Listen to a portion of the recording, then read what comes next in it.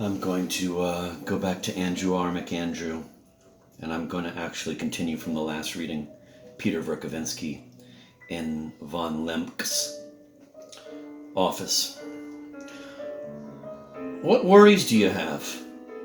Not this nonsense, surely, Peter said, nodding toward the leaflet. I can get you as many of those as you wish.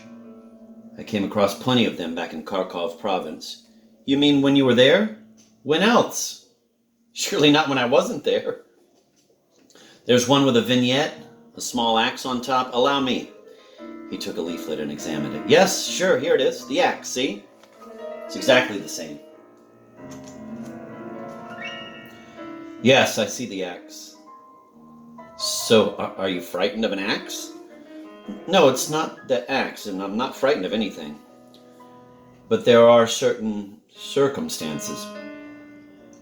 You see, what circumstances? The fact that they found those leaflets at the Shpagulin plant? Listen, take my word for it. The workers at that factory will soon be composing leaflets themselves. What do you mean? Lemke glared at him. Just that. You'd better watch out, Governor. You're much too soft-hearted. You write novels and all that, but what's needed here are the old-fashioned methods. What old-fashioned methods? What are you driving at? I ordered the factory cleaned, and cleaned it was. And now there's a mutiny among the workers. They need a good flogging, the lot of them, and that's all. Mutiny? What rot! I ordered the place cleaned up, and it was. Ah, Governor, you're such a soft-hearted man. Lemke felt offended again, but he forced himself to keep talking to Peter in the hope of learning something from him. In the first place, he said, I'm not as soft-hearted as you think. And in the second, aha! Here's another old acquaintance, Peter interrupted him, swooping down on a leaflet lying under a paperweight. It had been printed abroad and was in verse. Well now, this one's called A Noble Heart, and I can recite it for you by heart. Yes, this is it. That old noble heart whose acquaintance I made while I was still abroad. Where did you dig up this one? You say you saw it when you were abroad? Lemke asked, sounding worried. Sure, a full 4 months ago. Maybe even 5. You seem to have seen so many things abroad, Lemke remarked, giving him a subtle look.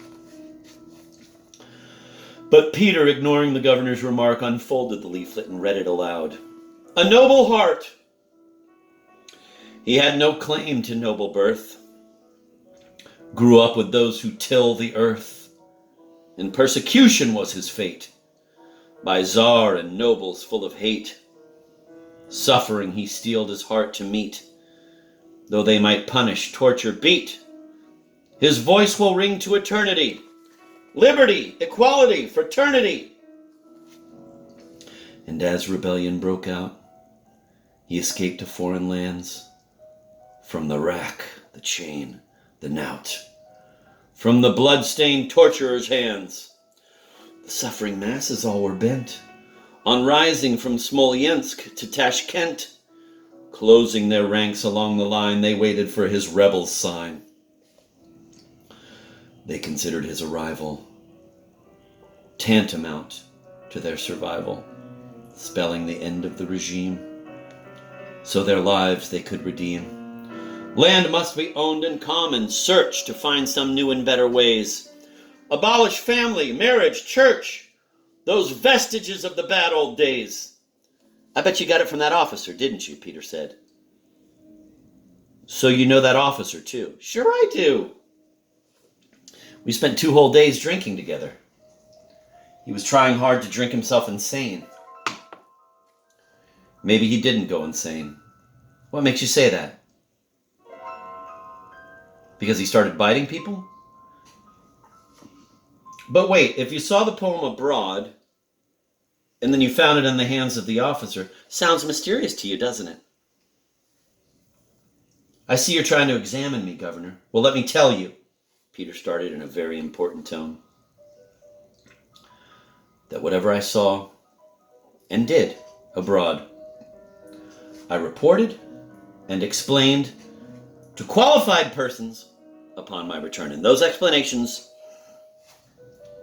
must have been satisfactory, or I would not have been able to honor this town with my presence. So I consider my case closed, and I don't feel I owe any further explanations to anyone.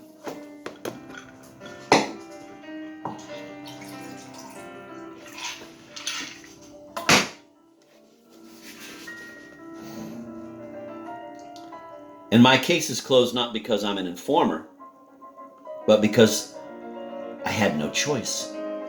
Those who gave me letters of recommendation to Mrs. von Lemke had all the information, and in light of it decided that I was an honorable man. But to hell with all that. I came here to tell you something very important, and I'm glad that you sent that chimney sweep of yours out of the room. This is very important to me, Governor. I have a very special request to make of you. A request? Go ahead, please. I must admit, I'm rather curious to hear what it can be. And again, I repeat, you're a constant puzzle to me. The governor was a little worried. Peter crossed his legs.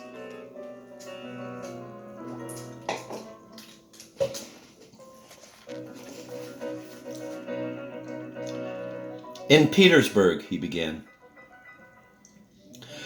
I was very frank about many things, but about others, such as this, for instance, he banged his finger on the noble heart, I said nothing, mainly because it wasn't worth mentioning, but also because I only answered the questions they asked me. I don't like to anticipate them in such cases. That, in my opinion, is the main difference between a low informer and an honest man who is simply forced by circumstances. But that's neither here nor there.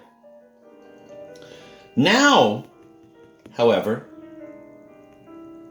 when those fools, when as I see it's all come out and is already in your hands, and as I realize could never have escaped your attention because you have a very sharp eye and know how to keep people guessing about your next move. Well, those fools still persist, and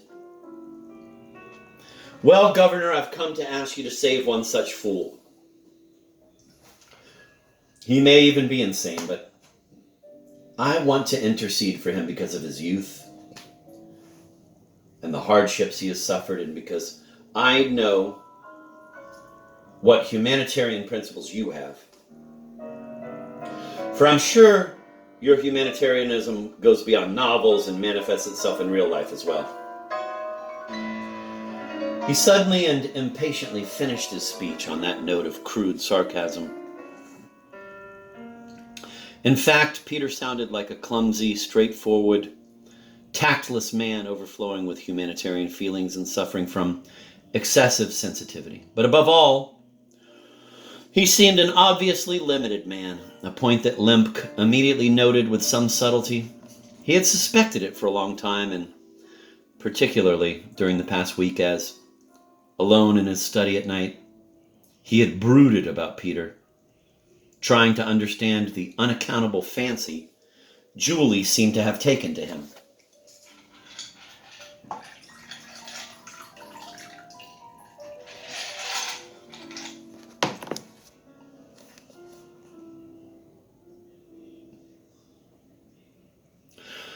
For whom are you pleading, then?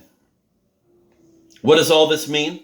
The governor inquired in a statesman-like tone, trying to conceal his curiosity.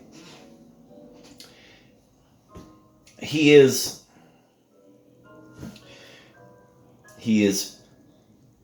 damn it, I can't help trusting you. It's not my fault I consider you the most honorable and, what's more important, the most perspicacious. I mean, a man who can best understand. Well, damn it, sounded as though Peter's emotions had overcome him. You must understand, after all, Peter went on, that in naming him I am delivering him into your hands. Sort of betraying him, isn't that right? But how can I guess whom you mean if you don't make up your mind to tell me? Ah, that's just it. You come along and practically knock people out with your logic. Well, hell, here goes. That fellow, that noble heart, is none other than Shatov. Well, there you are. Shatov? What do you mean, it's Shatov? Shatov is the noble heart mentioned in that leaflet. He lives here. He's a former serf. He's the one who punched Stavrogin in the face. Yes, I know about that, Lemp said, screwing up his eyes. But, excuse me, I don't understand what the charges against him are, and even less what your request is actually all about. Why, I'm asking you to save him. Don't you understand? I've known him for 8 years, and I used to be his friend, Peter said with growing agitation. Anyway, I don't have to account to you for my earlier life. He waved his hand in despair. There's nothing to the whole thing. It involved 3.5 men here, and all told, counting those abroad, 10 at the most. But in this case, I was relying on your humanitarianism and intelligence. You'll understand the case and put it in its true perspective as the stupid dream of a confused man hatched by a long life of misery. Remember that. And not as some extraordinary conspiracy or what have you against the regime.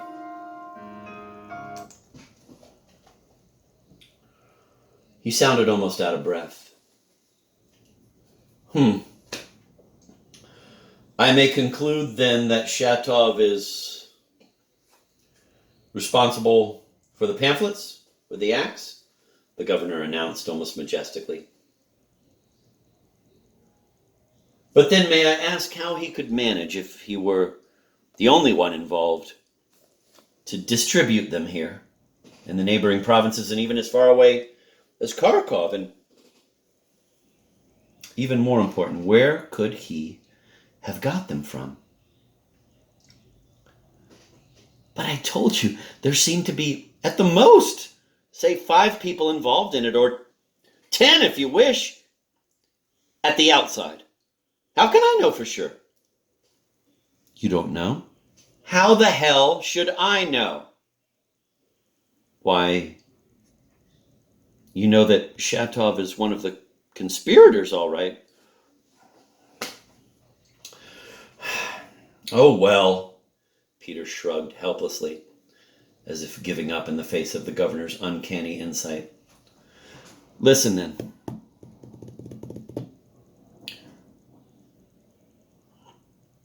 I'll tell you everything. I know nothing about the leaflets. I mean, not a damn thing. Hell, do you understand what I mean? Nothing. Well, of course, there's that second lieutenant and someone else, and then Shatov and somebody else again, and that's probably all. Nothing but human junk, see? But it's for Shatov that I've come to intercede. Because he wrote that poem and had it printed abroad himself. I know that for sure.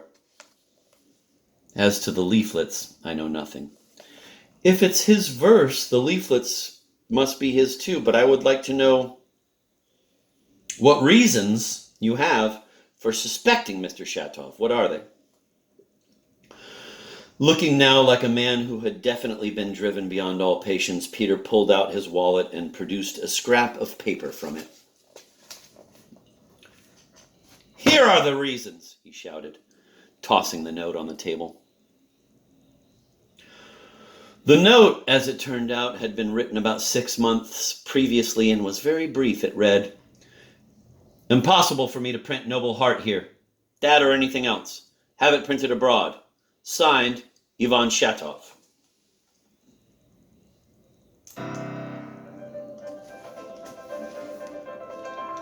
Lemk looked intently at Peter. Julie had been right when she remarked that Peter had a bovine look, especially at certain times. It means, Peter said hurriedly, that Shatov wrote these verses 6 months ago but couldn't arrange to print them here on a secret printing press and therefore wanted them printed abroad. Seems rather obvious, doesn't it? Yes, quite obvious, but whom did he ask to print it? That's not so obvious. Or is it? Limp asked, guffawing with subtle irony. But Kirilov, of course, since the note is addressed to him while he was abroad. Didn't you know? I'm rather offended that you pretend you know nothing when you've really known everything about that poem all along. How else could it be here? On your desk? But in that case, why are you inflicting all this upon me? He nervously mopped his brow with his handkerchief. I may have heard something or other, Limp parried adroitly. But who is this man Kirilov that you mentioned? You know, he's that engineer who arrived recently, the one who was Stavrogin's second at the duel. He's some sort of maniac, a madman.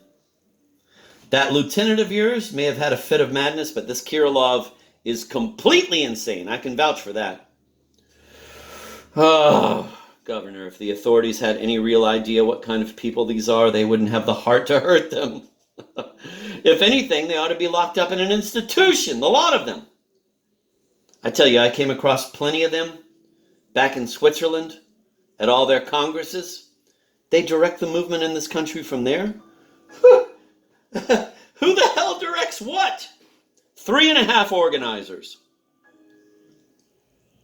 Why, just looking at them makes one fall asleep out of sheer boredom. And what's this movement in this country you're talking about? The leaflets, perhaps? So whom have they managed to recruit? 2nd lieutenants suffering from delirium tremens and 2 students.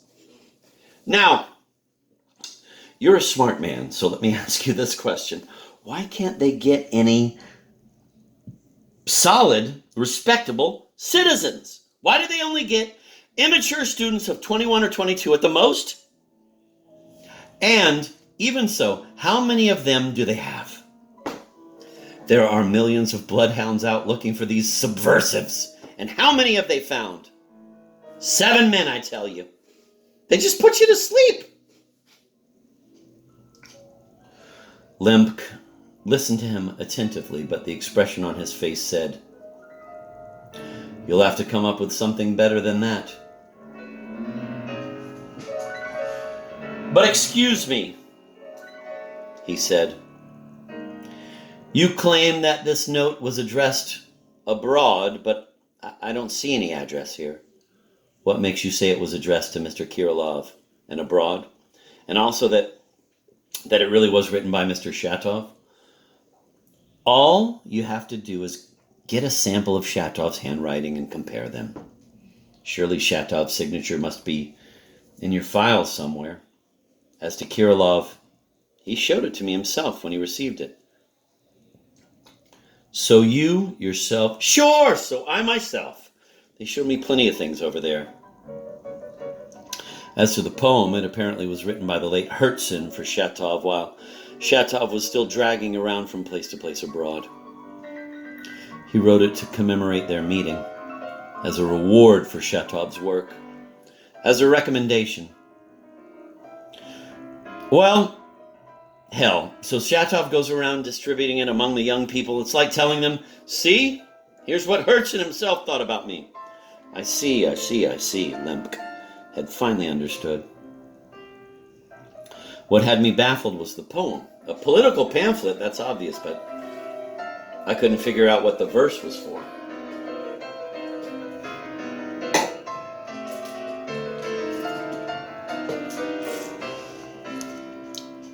How can you have failed to understand? But I'm damned if I know why I had to blabber it all out to you. Listen. Let me have Shatov. And to hell with the rest of them, including Kirilov, who's now locked himself up in Filipov's house. Shatov is hiding there too. They don't like me because I've reformed.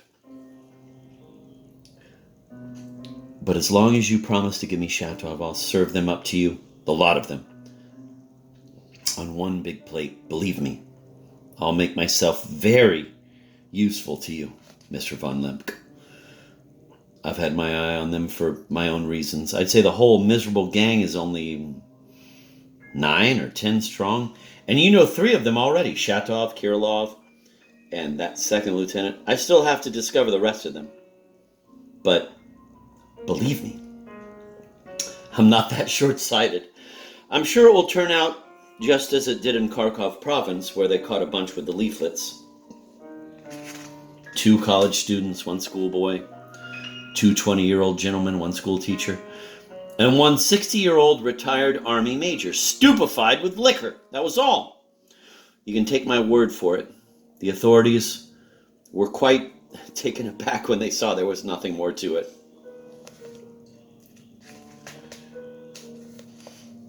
Now, all I want is 6 days. I've worked it out very carefully. Not a moment less than 6 days. If you want results, don't bother them before that, and I'll tie them up for you, the lot of them, in one knot. But if you try to move on them before, they'll scatter, and that'll be that. But I want Shatov, and I'm only willing to do it if you promise him to me. I think the best thing would be to summon him here to your office secretly and examine him in a friendly manner. You know, first let him see you know everything. He'll go down on his knees and cry, I'm sure. He's an unhappy, nervous man. His wife used to go around with Stavrogin. Be nice to him, and he will tell you everything himself. But you must wait 6 days before you do anything, and above all, not a word. Not a hint to Mrs. von Lemke. It must be absolutely confidential. Think you can keep the secret? What? The governor said, his eyes popping out. Haven't you said anything about all this to Mrs. von Lemke? To her? God forbid, certainly not. You see, Governor, I value her friendship very much, and I have great respect for her and all that. But you won't catch me making such a slip. I never contradict her because, as you must have discovered yourself, it's dangerous to do so. I may have hinted something to her once or twice because she likes that, but you don't imagine, do you, that I'd go and blurt out names to her as I have to you? After all, you're a man, a serious man, with great administrative experience. You've seen many things during your lifetime, and I'm sure you've known this sort of business inside out since your Petersburg days. If I'd mentioned those 2 names to her, she'd have started drumming and shouting them all over the place, for, as you know, she wants to astonish the capital. No, sir, that wouldn't be good at all. She's too hot-headed. That's her trouble. Yes, she does have a certain impetuosity, Lemke agreed, at once pleased and irritated that this nincompoop should be so presumptuous about his wife.